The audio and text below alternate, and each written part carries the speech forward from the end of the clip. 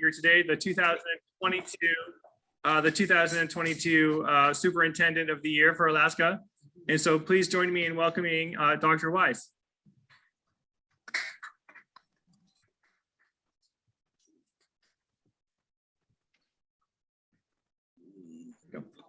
Thank you. Good morning, everybody. You guys all okay if I take my mask off? Okay. So good morning, everybody. I'm just so excited to be here, and I love the hybrid effort here. We're all sort of trying to figure out how to merge our way back. I shouldn't say back, I should say forward through this pandemic. So it is nice to see some folks in person and to see all of you online.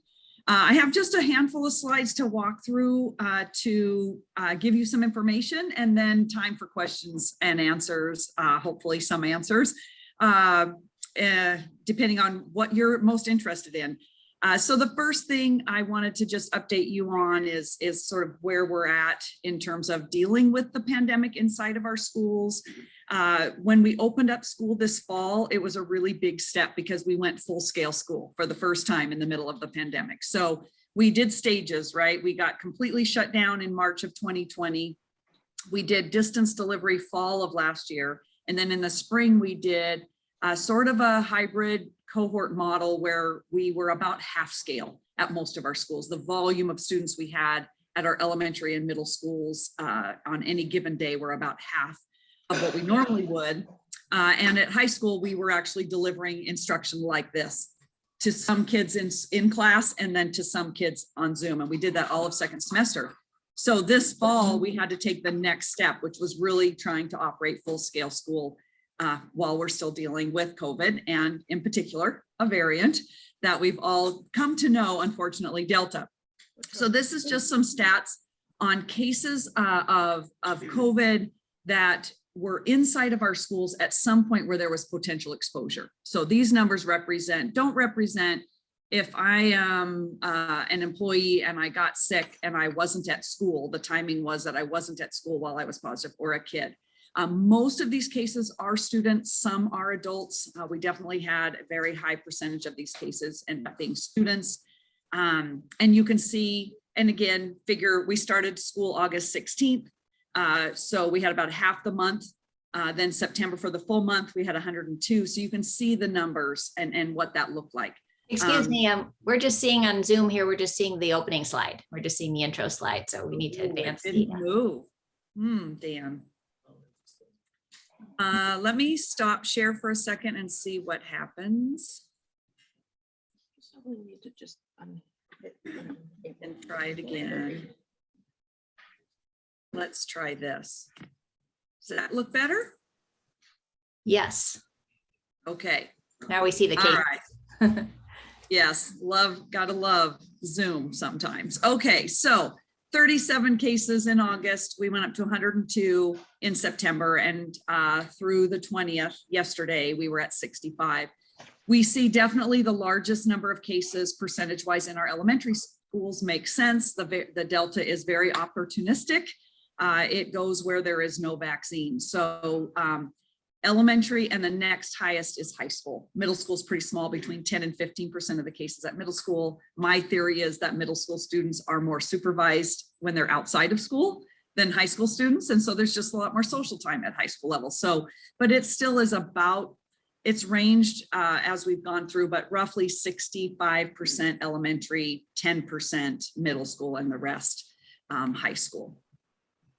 Now it's not gonna, there we go, whoops.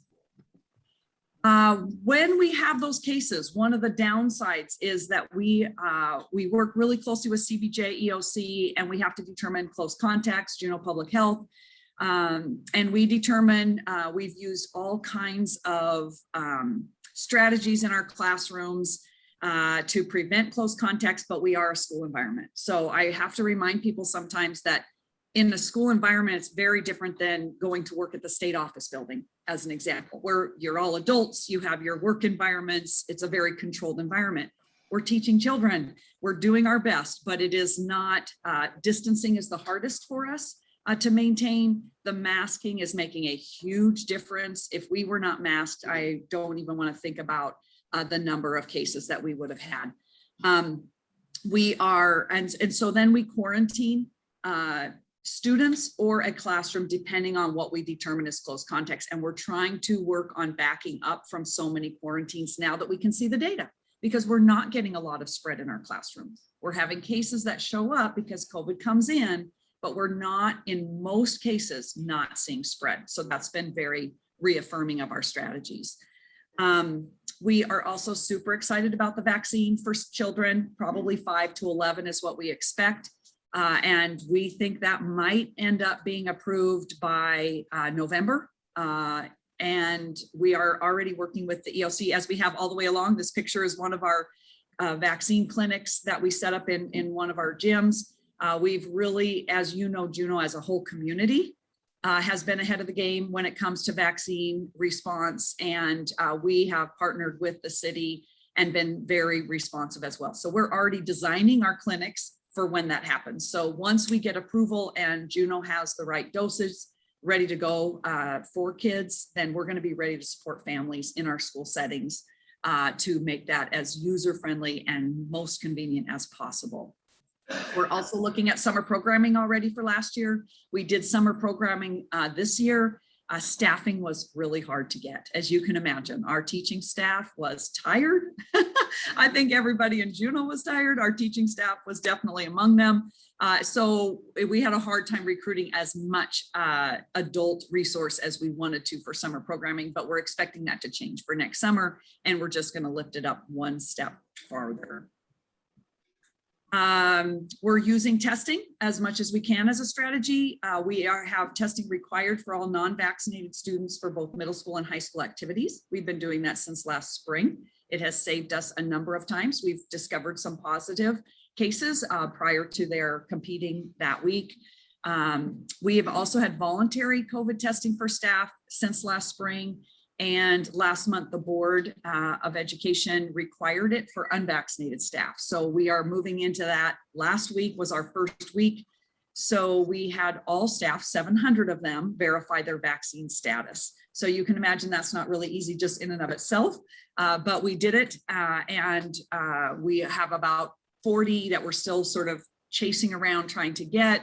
But what we know is that we are really highly vaccinated as a group, which is not surprising. We're pretty representative of the community, but I don't have exact numbers yet, but I think we're going to end up being in the range of 90% vaccinated as a whole. And that's every employee, maintenance, custodial, teachers, paraprofessionals, administrators, everybody. So we are hoping that that gets us through these last few months, maybe of really higher levels of COVID that we're seeing. And then we're exploring how to test more students. So we already get a lot of students through the activities, but we're also looking at using some testing for our elementary students to reduce the number of quarantines that we have to do, where that can be part of a screening. If, as an example, they've been in a classroom where COVID was present, we can keep them in school and test them every morning. So those are some of the strategies we're doing. Most exciting, we're ready to move on from COVID. We're really just doing what everybody is doing and looking at everything we can do to support the losses and keep us driving forward and improving as a school district. We know that we have some serious academic losses, learning losses from the past year and a half. So we're focusing deeply on reading and strategies there and equity work. We also know that we have a lot of greater needs in the social and emotional learning. Our kids from pre-K to high school seniors missed a lot of social experiences, and it means something a little bit different for a 5-year-old than it does a 17-year-old, but it means something to both of them. And so we are really working at responding to that. This picture is of our in-service in August, where we did a district-wide in-service with around the whole concept of social and emotional learning, restorative practices, how you respond in a very productive way to guide students when they need support. Our enrollment is down 100 students from what we projected. So Amy is on here. Amy will know that that is bad news. We'd never like to be under projection. The good news is that we were up about 200 from what we were a year ago. So we lost about 500 students when we started the school year last year, like gone from the district. That is a huge single point in time hit to us. We also had about 400 students outside of that 500. We had 400 students that switched over to Homebridge, our homeschooling program, last fall. So now we're at about 150 Homebridge students. A lot of kids returned to our brick and mortar schools, but we're still 100 down from our projection. So that financially is a big hit to us. And while we are all totally exhausted, myself included, we could not be happier to have kids in school, and students are thrilled to be there, and it's going quite well operationally. So we're really, really happy about that.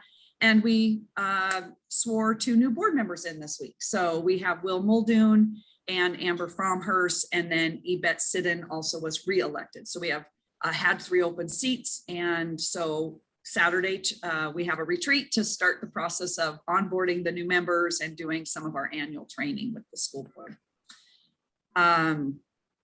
Make sure I'm not talking too long. We started a strategic plan right as COVID hit.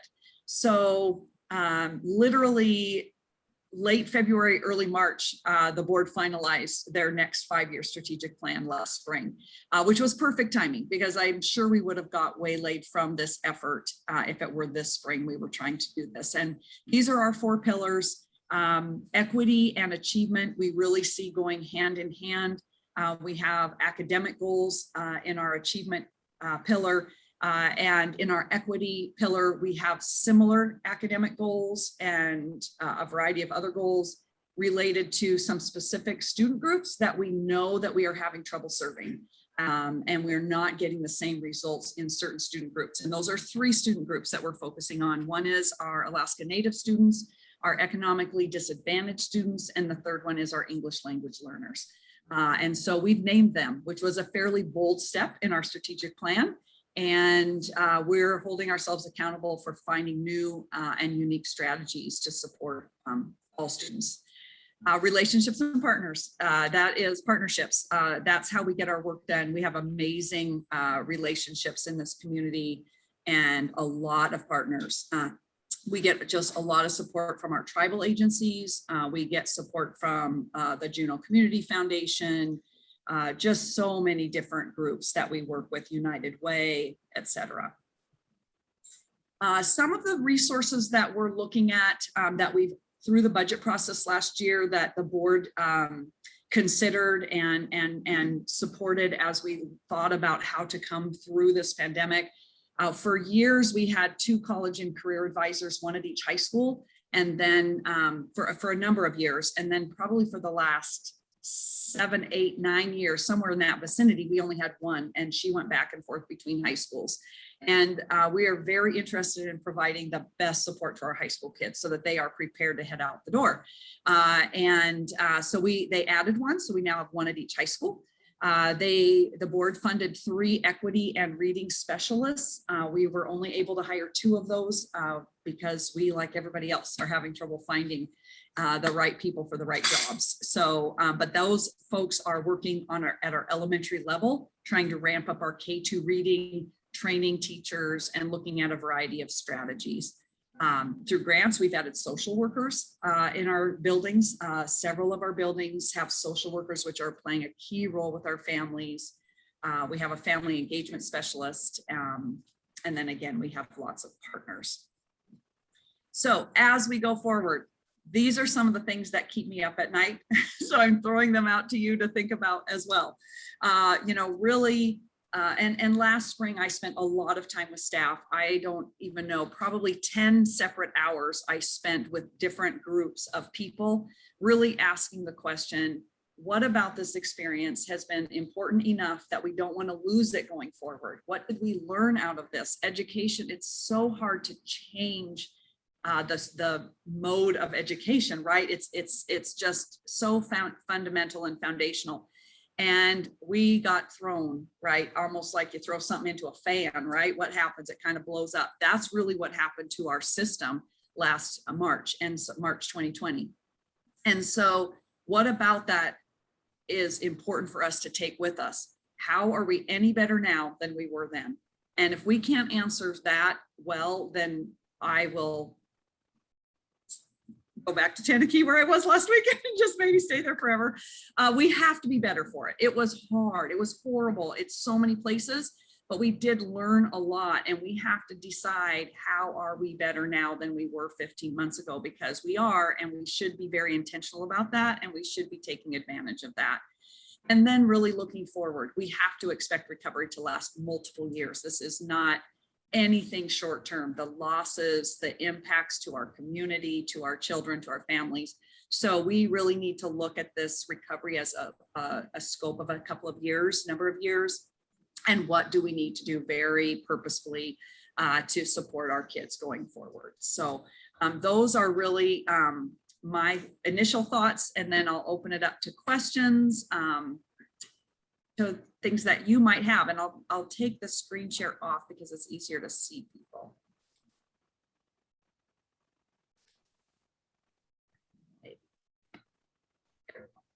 So that was a lot of information quick. I see Amy. Well, I have a couple of questions. I'll just start with one and then let other people get into, but I wonder if you could be a little more specific about how you think the education model may have changed, going into the future as a result of all of this, hopefully in some positive ways. Absolutely. I think one piece that was really extraordinary was our entry into families' homes. So one of the things that happens in education is everybody comes to us, right? And we are so happy about that. They all get off the bus, they show up, we do our thing, and then we send them home. And we have to interpret based on what we see in our environment as the needs of our kids, or what equity looks like. Equity is a lens that we have spent a lot of time in Juneau really exploring and doing deep work around, but it's always equity based on what it looks like in our environment. It's very different when you get to the doorstep of a family's home. We were there. We were in the room, in the homes, Zooming with children. And I hope that lives with us, and we can do better at meeting kids' needs, because we really have seen. A little story, it was June of 2020, and we had, of course, overnight delivered all these Chromebooks out to kids, right? Thousands of Chromebooks. And then we had the joyous experience of trying to recollect them so that we could service them and have them ready for the fall. And of course, as you would expect, some came right in and some didn't. So we had a handful of them that were still out. And so my admin assistant was taking calls trying to find out where those were. And somebody called and said, I have one, but I just can't get it there. I said, Jessica, just tell her I'll swing by and get it. So I ended up going to about 5 or 6 places just to go pick up Chromebooks. And, I was born and raised in Juneau. I've been here now, back here now for 8 years. I've been here every year of my life in between. And it was an eye opener. When I went into some of our communities and knocked on doors, well received. They knew I was coming. It was not a surprise. But that for me was a visual that when I drove away, I knew we had different kind of work to do to really support all of our children. So the equity piece, I think, is really, really important that we continue to explore and embrace new ways to support families, and earlier. We have to get to our children earlier. So when we think about our 0 to 5, how do we connect with families? That 3 to 5 learning span, early childhood. Juneau is a really amazing place, and we can do things differently here that other communities can't figure out. I truly believe that. And I think our city is interested. Kevin Ritchie is on here. Kevin's been working on this for umpteen years. It's a high priority of many people in Juneau, and that's an area that we can't give up on. We have to keep pushing forward. The other example that I can think of, Amy, right off the top of my head, is just the use of technology. Learning needs to happen in lots of different ways, not just when I'm a teacher and I have, 25 or 30 kids in front of me. So how do we really use technology in new and different ways? And we do a lot of travel. Our kids are out doing activities all over Southeast, now all over the state. And we miss a lot of instructional time. Why aren't we zooming them into the classroom rather than having an hour study time sitting over in Sitka? Why don't we have them piping into their, AP English class for that hour when they're available, because their game's not until that night? Those kinds of things. I think there are some lost opportunities on learning that we have. Yeah.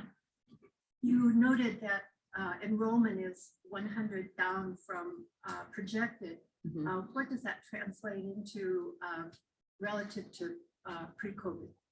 So perfect. So if, Can you repeat the question? yes, Sorry, thank you. no, thank you. Yeah, so the question was based on, it was an enrollment question.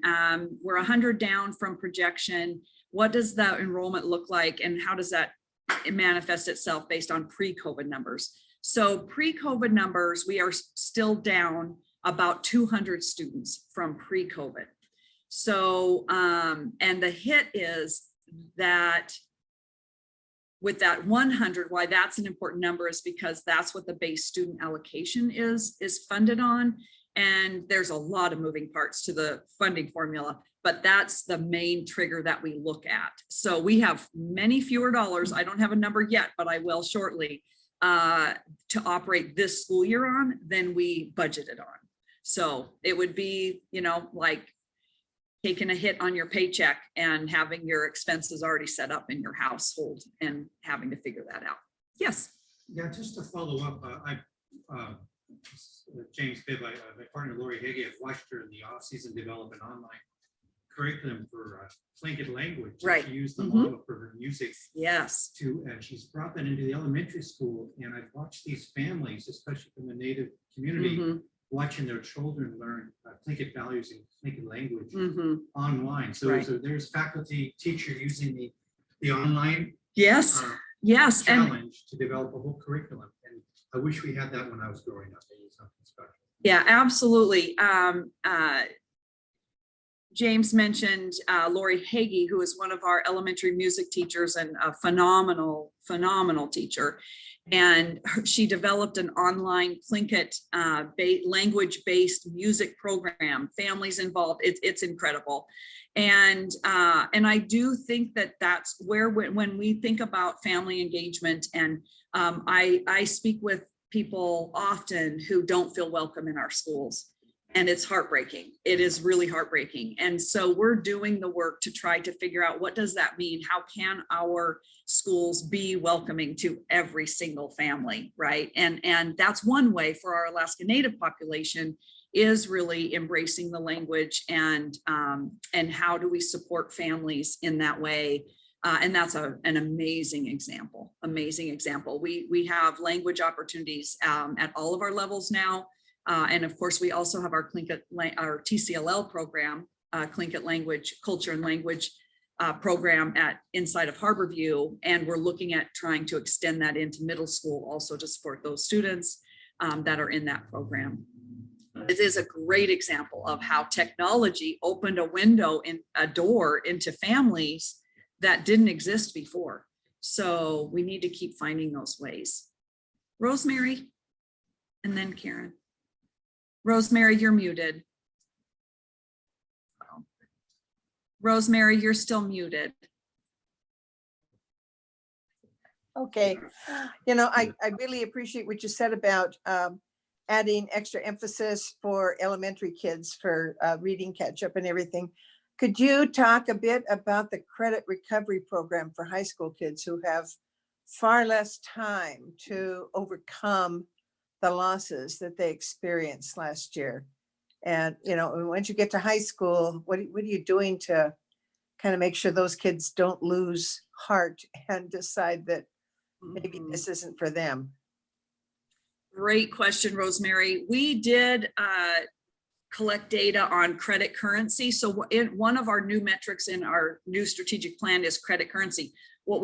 Current status. What we did originally was, and still do because we're required to, and we would want to anyway, is measure graduation rate, right? Important. What percentage of our students are graduating?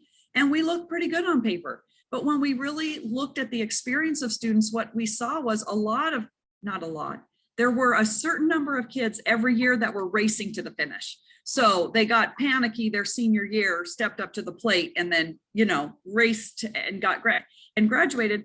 But that doesn't really develop a strong student experience over 4 years and really equip them to be successful when they head out to UAS or wherever they might go. And so we decided to measure at the end of freshman, sophomore, junior year, credit current percent of students and have that be our marker to increase.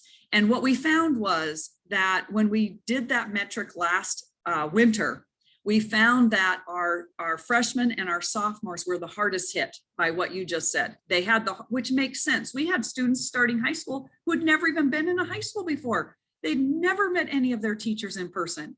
I'm very relationally driven. I don't know what I would have done when I was 14 and this happened to me. So we had a lot more students than the year before that were credit deficient. And so that was part of our summer programming this last year. And we did that for high school students, and we will do it again this year, where we give lots of opportunity for credit recovery or credit completion during that summer. And then we also have a program called Play-Doh that students can do during the year. And then the board did one other thing. I asked them to consider last winter changing the graduation requirements by a half a credit for 3 classes for those students who last year were freshmen, sophomores, and juniors, so that they had a little bit of wiggle room in their graduation overall requirements to make up some of those credits, because time was going to be a problem. And so we tried to come at it from a couple different angles. Karen, and then here. Yeah, thank you. Yeah. I just want to say that Bridget and I from the school district and from UAS are doing a lot of work together. And I just appreciate her so much and how the support that UAS is getting from the school district. We're working hard on a middle college and hope to have something ready to go next fall. So we've got a lot of stuff going on between us. And I just want to thank her for everything she's doing for Juneau. Thank you, Karen.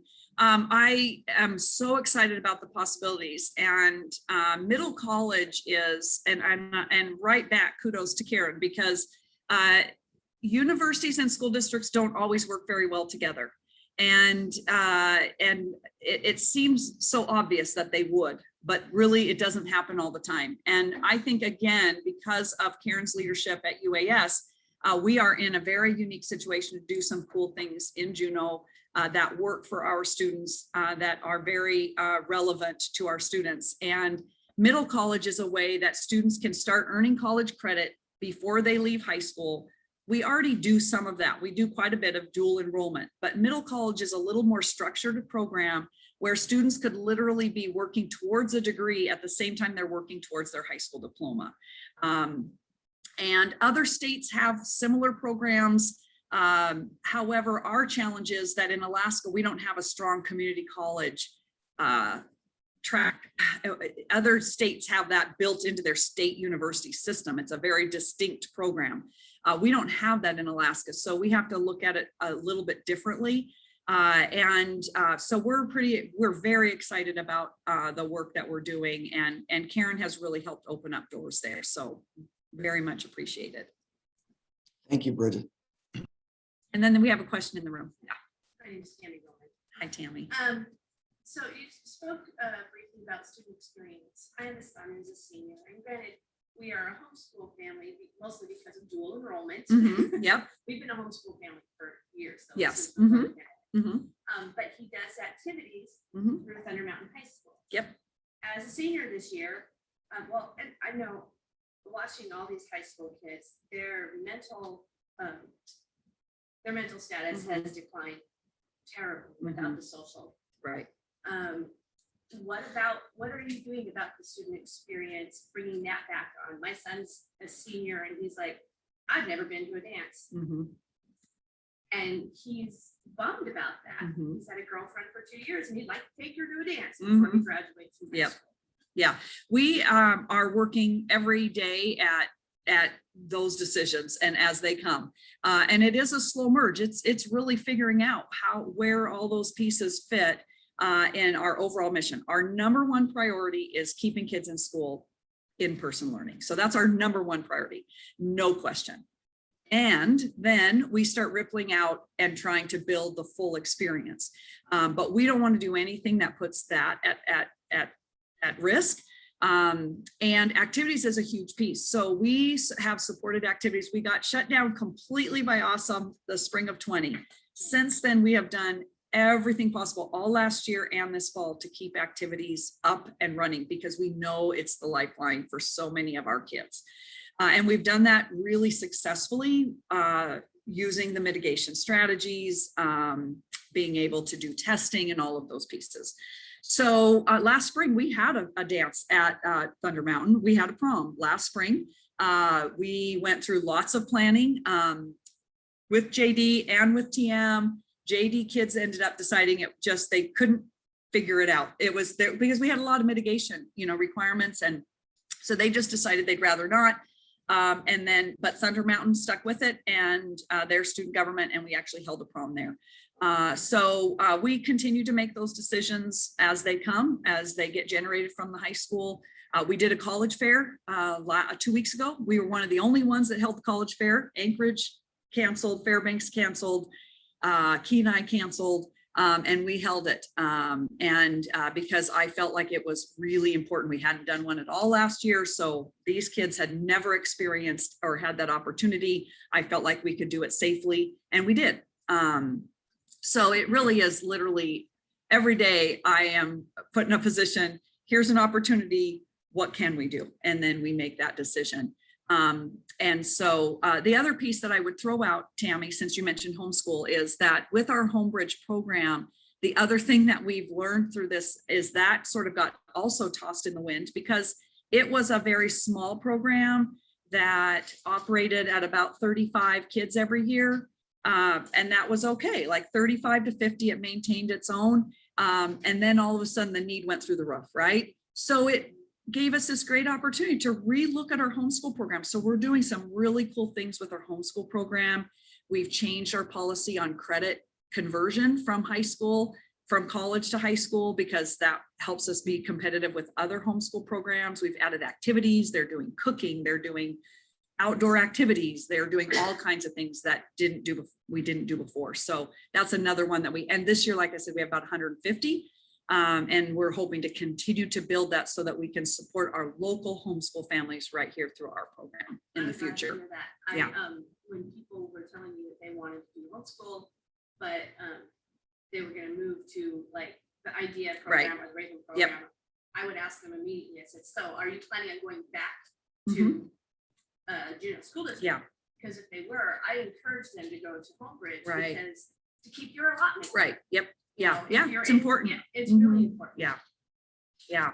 We're coming up on 8 o'clock. Any last question? Well, this is Amy. I always have more, of course, but I think it's important to acknowledge the federal money that has really been kind of a lifeline and being able to actually implement a lot of these programs. And I'm wondering, it was really tough to forecast your enrollment these last couple of years. And have you been able to sort of save some of that federal money to sort of tide us over, with all the uncertainty that's going on? I know some districts have and maybe others haven't, but do you have any thoughts on that? Yeah, as you know, there are specific uses of that money. So, but we have tried to be very strategic. So we're hoping that, that we'll have enough to try to repurpose some funding and get through. We just have to. Our federal money was, I want to say, about 12 million total, which sounds like a lot of money. It's really a drop in the bucket, but we are using it to support like our reading and equity specialists and some of those academic pursuits that we have. Anchorage School District, in comparison, got $150 million. If you think about the scale and scope of 150, Amy loves this because her financial brain's kicking off. $150 million compared to 12 million. Yes, we have fewer students. We don't have percentage-wise that many fewer students. $150 million is staggering what you can do with that kind of scope of money. And the reason that it came that way was because the feds decided to do it based on Title I numbers. And so that is a formula that exists in our schools, and we get grant money based on that. So they use that. The problem is they use that every time.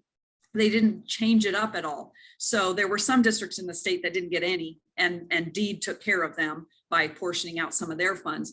But our federal dollars, they've been a lifeline, and my mother taught me well, don't ever kick a gift horse in the mouth, but it isn't enough to support us through the pandemic. And it is very helpful though. Thanks, everybody. Don't hesitate to reach out if you have questions anytime.